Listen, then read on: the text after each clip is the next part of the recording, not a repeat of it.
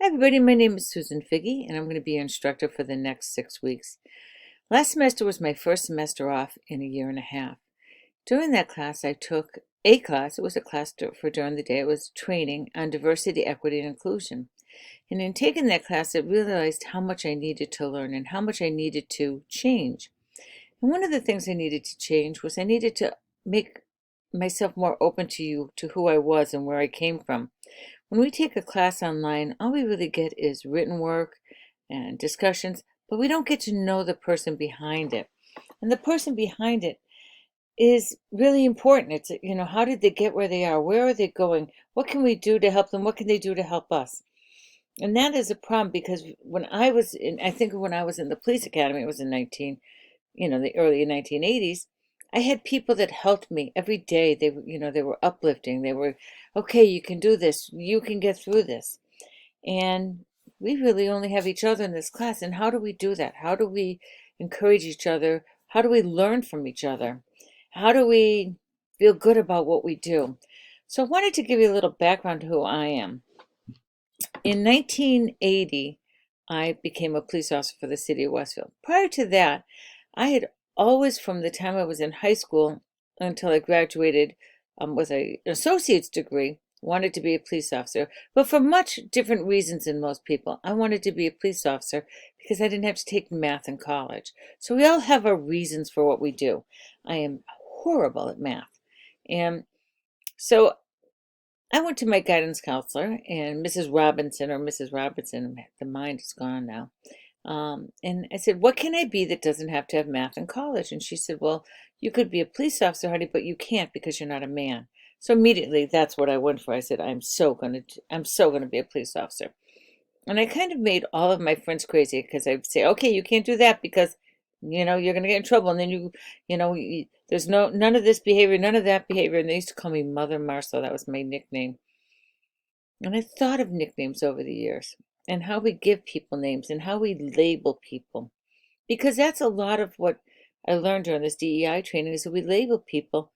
And very often we label them with wrong labels. In growing up, I was one of 7 kids. My father had nicknames for all of us. Mine was Super, Super Sue.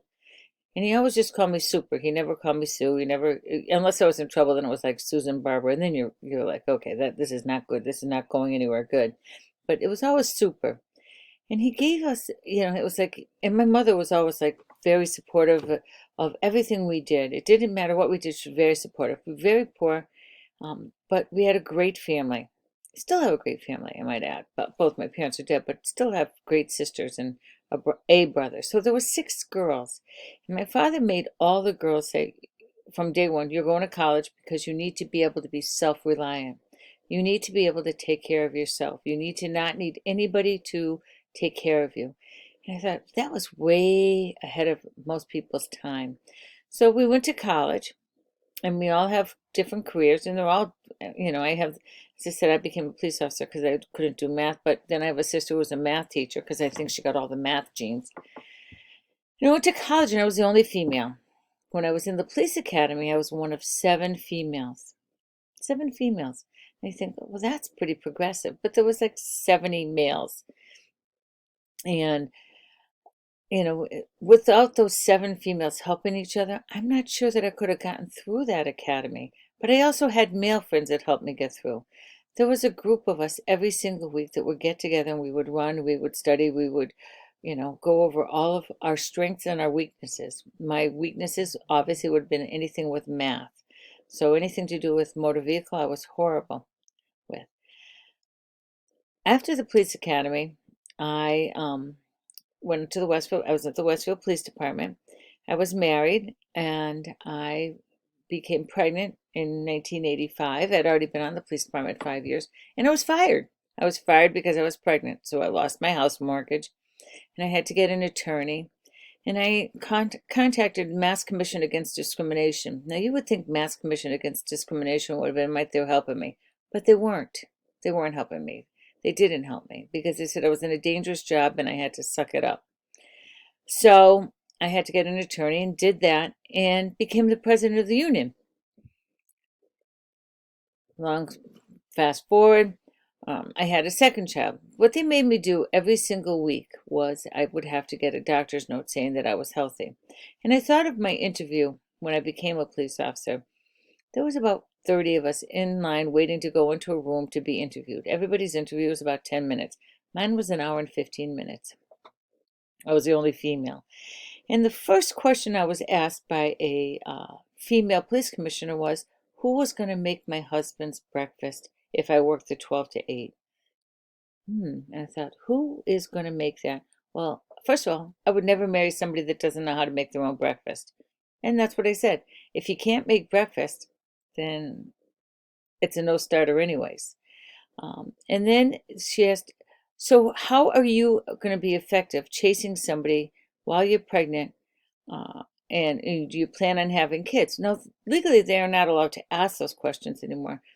Well, my daughter was born in 1989. I was 8 months pregnant, just about 8 months pregnant, and we had a bank robbery right next to where I was. And I sat there, and we caught him, and I was straddling him, and I had a dress on because I was going to court. I was on my way to court to testify. And I'm straddling him, and I have a gun on this person who's on the ground, who had a gun. And I'm thinking, I guess that's how you do it. I went right back to 9 years before. How do you chase a bank robber while you're pregnant? You just do what you got to do. My job was wonderful. It truly was. I loved my job. I loved almost every part of it. But there's that 5% part of everything in life that really just stinks. And I think that I made some great friends. In fact, as we're sitting here, my chief of police, who's now retired this year, is texting me saying, okay, what time's lunch? Because he's a fast friend. We came on together. He became chief. He was my best friend outside my family. And always has been there for me. His whole family's always been there for me. And so, these are just a few little tidbits that you know about me, but what do we know about you? So what are my strengths that I can help you with? Well, now you know that I can't help you with math, so please don't ask me about math in this class because it's not going to happen. But you can ask me about how does probation and parole work with police? What is community policing? How does community policing work well, and how does it fail? Because we learn by our failures. And I've seen it work and I've seen it fail. And you know how it works and fails? By one person. So if you have a group that is very inclusive and wants to work together, it will always work. But if you have a cowboy or a cowgirl, or if you have somebody that doesn't want to do it, anybody doesn't want to work as a team, then it's going to fail. And I truly believe that we look at policing now, and I have to tell you, as I look at, you all have heard of Chauvin, but have you heard of these wonderful police officers that go out there every day and help people? I sit there and think of the people I work with that took foster kids in. I think of the wonderful police officers that I worked with that work every single year, volunteering their time with the disabled.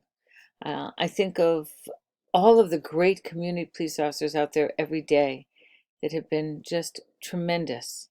I also think of a time when I was first on the job, and it was 5 kids were killed in a car accident. And I think of the wonderful police officers that sat with me in the back of our police station as we just sat there trying to grasp that we just had to notify 5 parents that their high school kids died, you know.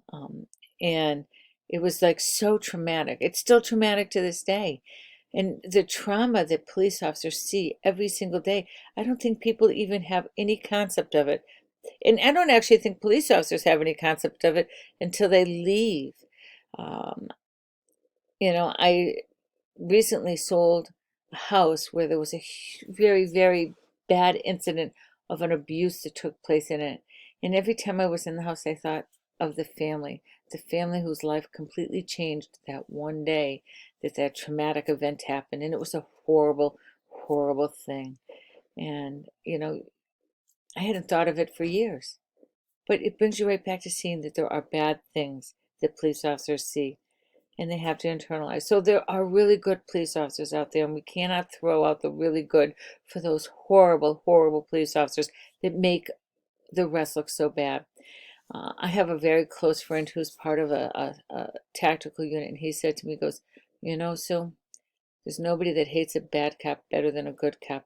And he is a good cop. He's a great cop. So I sat there and I thought, people are judging him based on the Chauvins of the world, the people that should never get into police work. But there's teachers that shouldn't get into police work, and there's priests that shouldn't be priests, and there's people that shouldn't be working, in camps or as coaches. We all have that I call it the 5% rule. My kids laugh. They say you have no empirical evidence on that at all about the empirical 5% rule. The 5% rule says that 5% of everybody in life really stinks. They make everybody else, the 95%, look bad. And as I said, I mean, it's that 5% in life. So my kids will laugh. They'll sit there going, "Oh, there's the 5%er, Mom." If I'm having an issue with something, they say, "Well, it's a 5%er. You cannot judge the whole world on 5%ers. You have to judge the world on the 95%. So getting to the 95% in this class, I'm looking at the people that are in this class, and I'm so excited because there's so many great students that have been here before. And it's important that you get to know them because they will help you. I can tell you right off the top of my head that there's at least 4 students that I know that have reached out to help other students in this class. And so if you're having a problem with this class, reach out to me, reach out to them, because they're there for you and I'm there for you. And we need to work as a team. We need to make sure that we all get something great out of this. So I know that I'm going to get kicked off of this recording very shortly. I am going to do a recording right after this. It has to do with what my expectations are. And during this class, during this time that I'm teaching this class with you, I'm going to try and give you little tidbits of life. So I'm going to tell you the things that make me get up every day and smile. Every day I get up and smile because I have a great husband, I have a great son, I have a great daughter, I have a great twin sister, I have great friends, and I'm breathing. I'm like, I also have great students. And so I would sit there and say, get to know each other. That's the best thing I could learn, that I learned out of this diversity, is that we need to really reach out and see how we can work with each other. All right, talk to you later. Bye-bye.